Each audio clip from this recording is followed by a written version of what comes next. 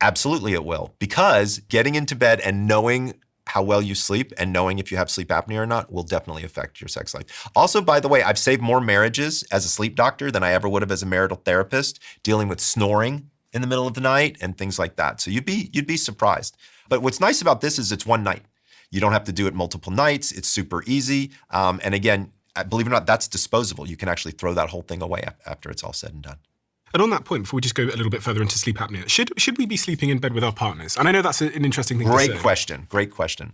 The strength of your relationship has nothing to do with where you sleep, okay? So lots of people are like, I gotta sleep with my partner, otherwise my relationship's gonna go to shit and everything's gonna go terrible and we're never gonna have sex and not true, okay? So a lot of times for people that I have, so for example, I've got people who have sleep apnea and they use a machine to help them sleep called a CPAP machine, right? And that noise for some people can be disruptive. And so they sleep, let's say, in a different room, right? So is that detrimental to your marriage? No, it's not. Because here's what you do, is you vacation on the weekends in your bedroom, right? I can't count the number of people who sleep separately during the week and then together on the weekends. And it turns out that they get much better sleep during the week. And then guess what? Intimacy shows up much faster on the weekends because they're not so tired.